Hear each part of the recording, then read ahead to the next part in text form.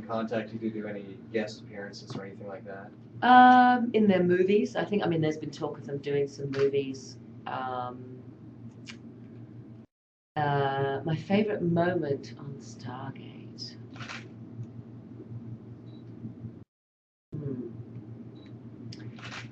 I mean, I know I could feel while we were filming Prometheus that there was an alchemy, that there was something in terms of chemistry with Michael and Andy Makita, the director, and when you feel that, I mean, it's that whole scenario. It's like being the new kid in school, and you walk into the cafeteria and you're holding your tray, and you just think, please, someone give me eye contact and a smile, because I need somewhere to sit, and I'd love to sit with someone.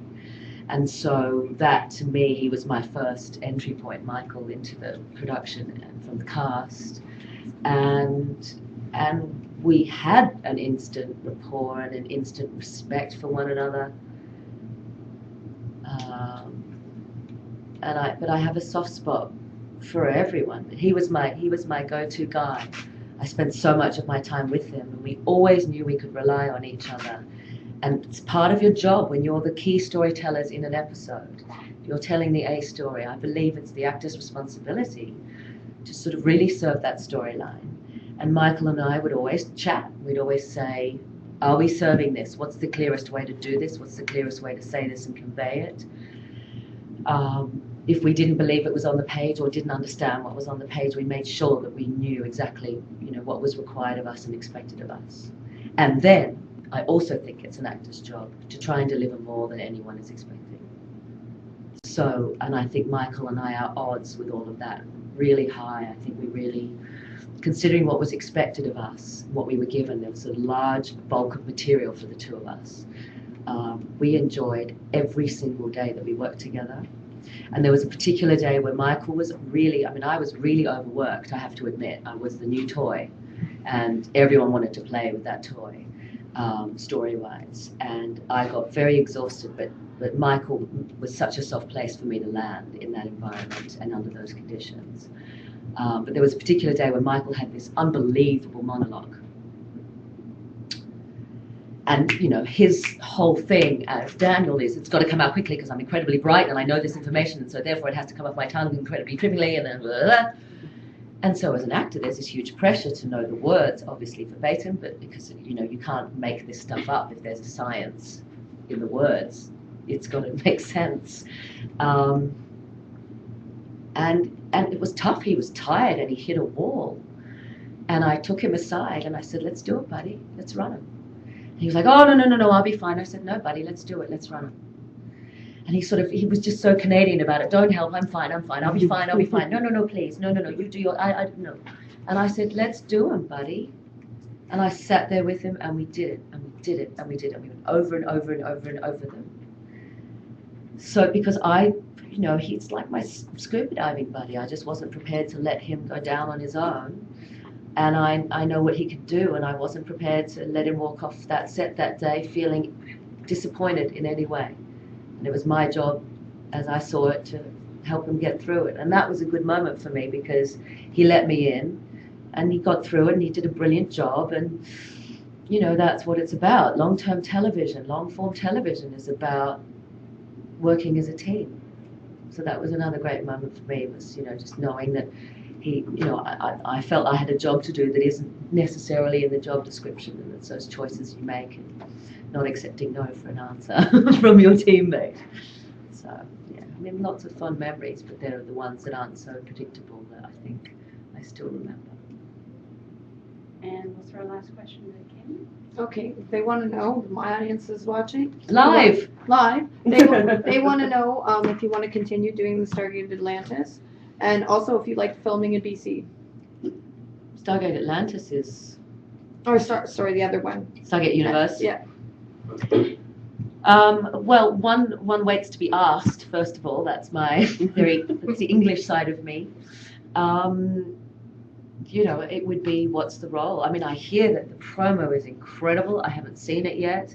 Sounds like they've taken it in a really interesting, bold, edgy direction.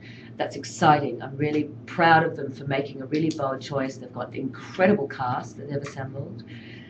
Who wouldn't want to be involved in that?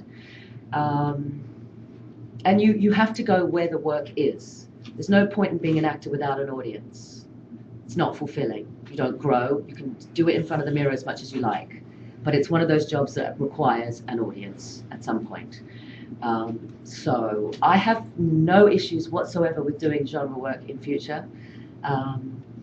So it's about, you know, who's the character, who will I be playing, who will I be playing with, and how much are they paying? Quite honestly.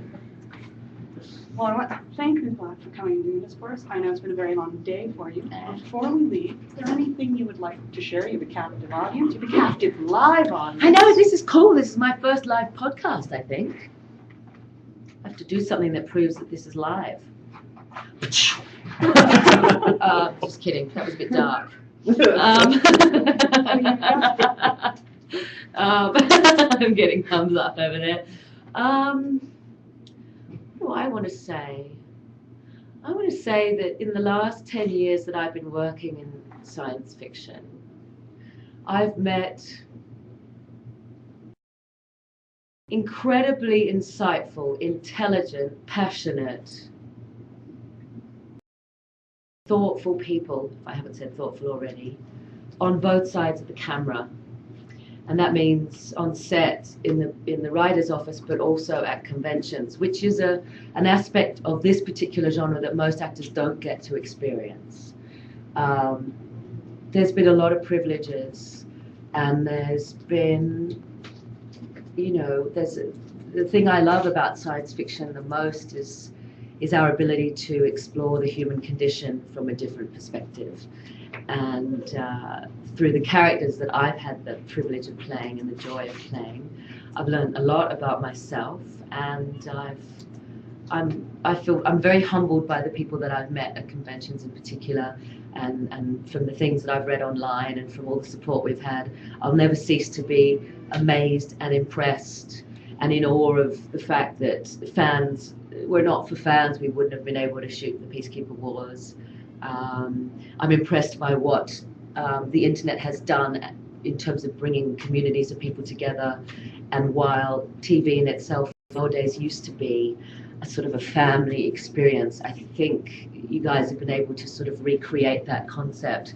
While you may be watching it by yourselves, you're definitely getting together and personalizing the experience of watching television.